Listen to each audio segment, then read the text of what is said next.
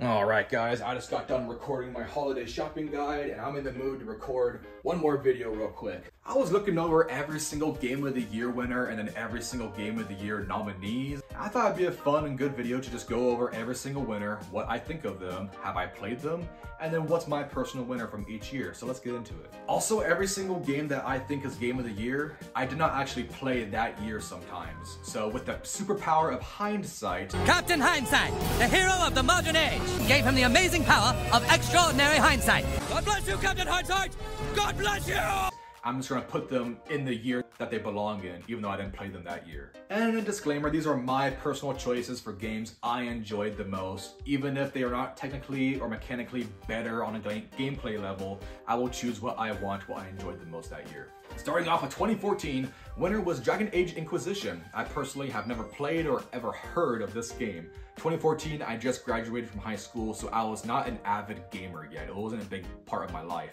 My main focuses were my girlfriend, my friends, driving my brand new car, and also working so I can afford gas for that car. Now looking at the gameplay for Dragon Age, it does look kind of fun. It looks like a game I would enjoy. So my personal game of the year for 2014 is Far Cry 4. I played Far Cry 4 around 2015 or 2016. This was my very first Far Cry game.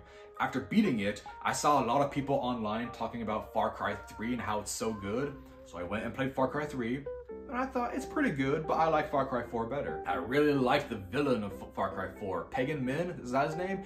I really wish we saw more of him because he was just kind of in the shadows. You don't really see him a whole lot. I wish we saw more of him. He was really charismatic, I liked him. And then you get the choice to side with the sister or the brother of the Resistance, and it really fucked with me because you realize they're pretty fucked up too, and then you realize maybe you aren't the good guys of the story, and then you realize no matter what you do, no matter who wins the war, the country that you're saving is still gonna be fucked no matter what you do. And it kind of seems like the country will really never know true peace, which is unfortunate because you just went through so much time killing the tyrants who ruled the country for so long, and you think you did a good job, and all of a sudden, oh shit, wait.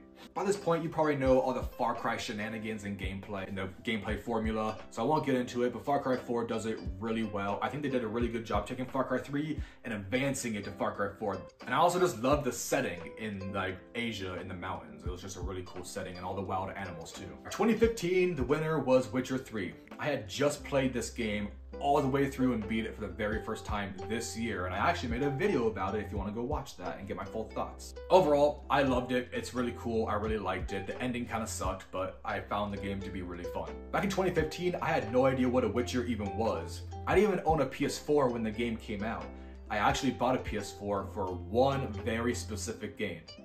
Fallout 4, baby.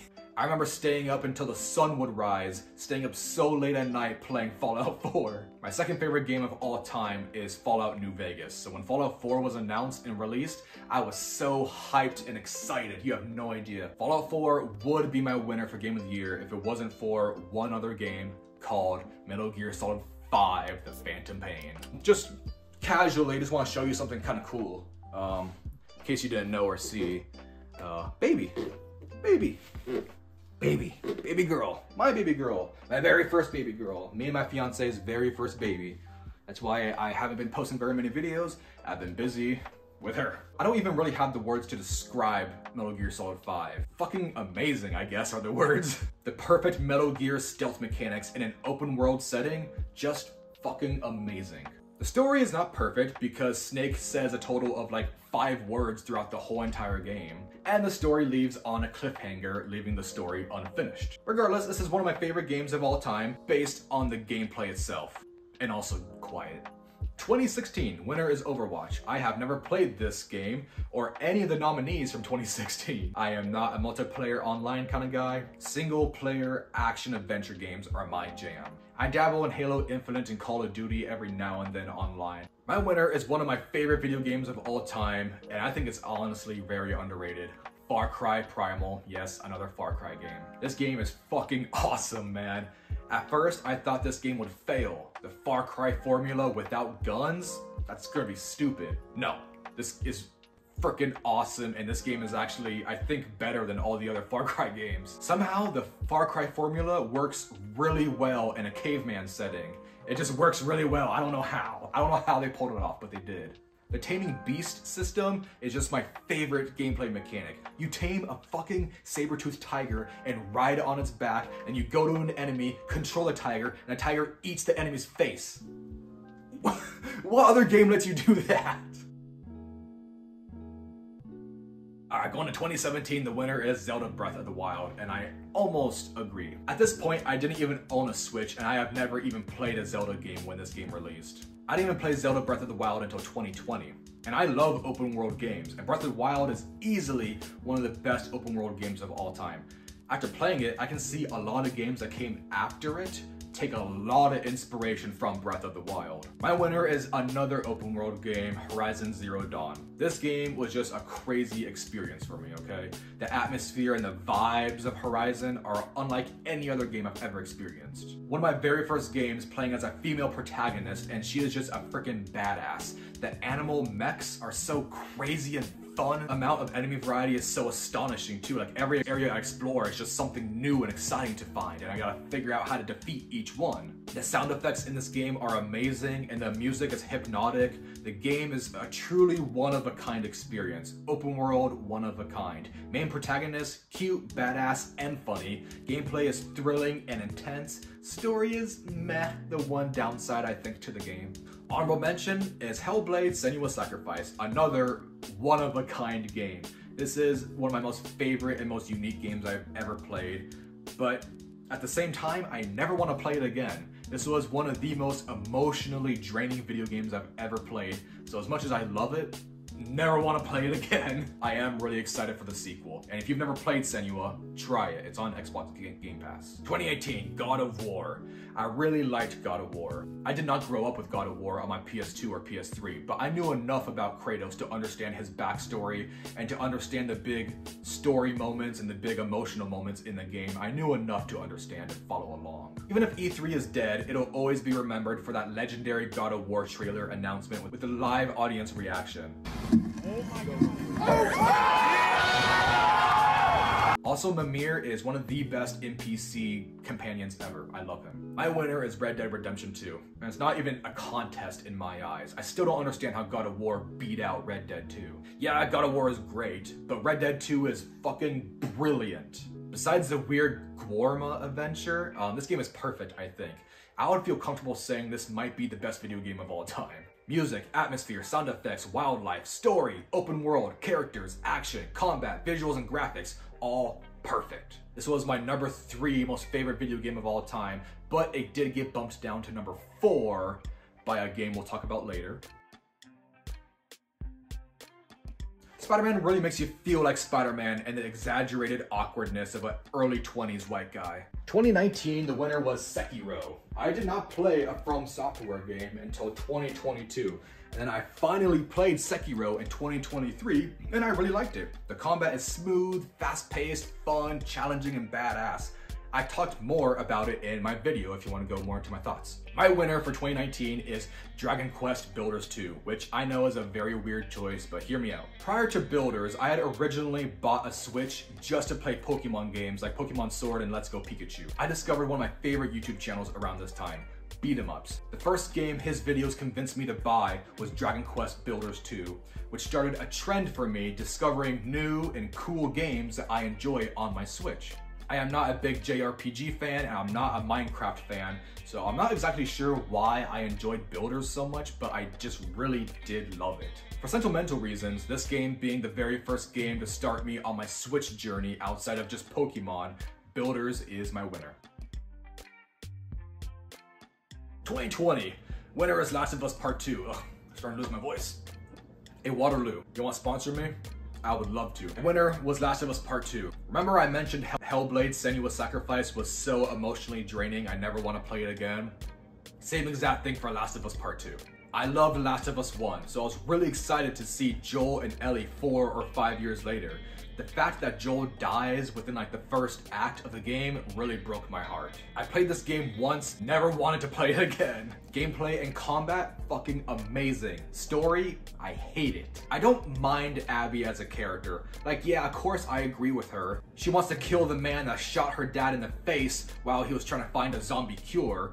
And playing as Abby is cool too. She's built like a tank. She's really strong and powerful, which is the opposite to Ellie, who's more fast and slender and more agile. But I just hate that the storytelling and narrative tries so hard to actively manipulate me into feeling bad for Abby and to like her. In a totally different separate video game with different characters, yeah, I would like Abby and agree with her. But she killed my man Joel, and that's just unforgivable no matter what. Regardless, I am going to play the PS5 remaster when it comes out in about a month because I need content for YouTube. I'm gonna save a lot of clips and post it as YouTube shorts. My winner is easily, without a doubt, Ghost of Tsushima. This is the most visually impressive and beautiful game I have ever played. The combat and gameplay starts out basic, but it gets more varied and complicated and more badass as the story goes on and you become more powerful. The story is heartbreaking in a good way, not like Last of Us, that's bad. A lone samurai has to fight back against the Mongol invasion in his homeland, but he has to set aside his samurai honorable ways to become the ghost that Tsushima needs.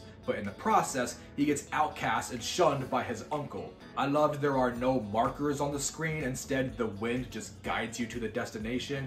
There's cute foxes that guide you to shrines. This game is just a masterpiece, a work of art. Alright, 2021, winner is Takes Two. Like I said, I'm not really into multiplayer games. Me and my fiance looked at the gameplay and we're like, it doesn't look that interesting.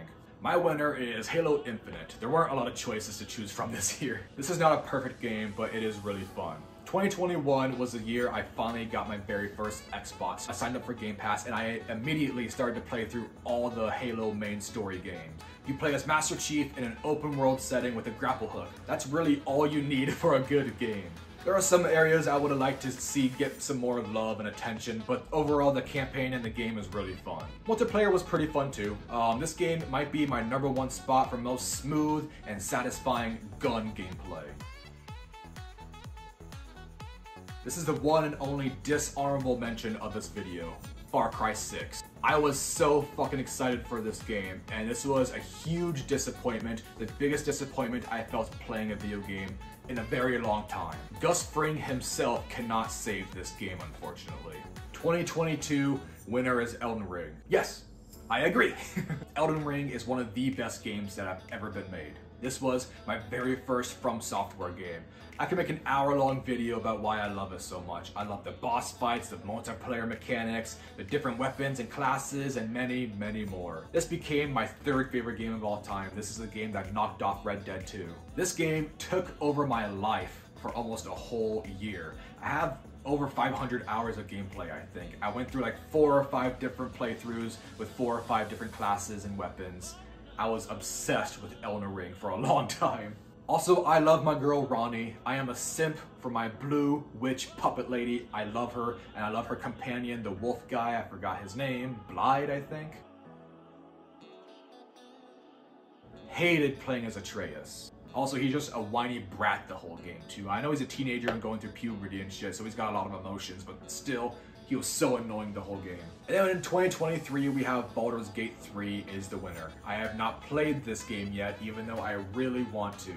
There are just too many games that released this year, especially around the same time. I was too busy playing Starfield, Spider-Man 2, Zelda Tears of the Kingdom, Metal Gear Solid Master Collection, and Mario Wonder. I would love to play this game eventually, especially if it gets added on Game Pass. That would be a huge win for Xbox.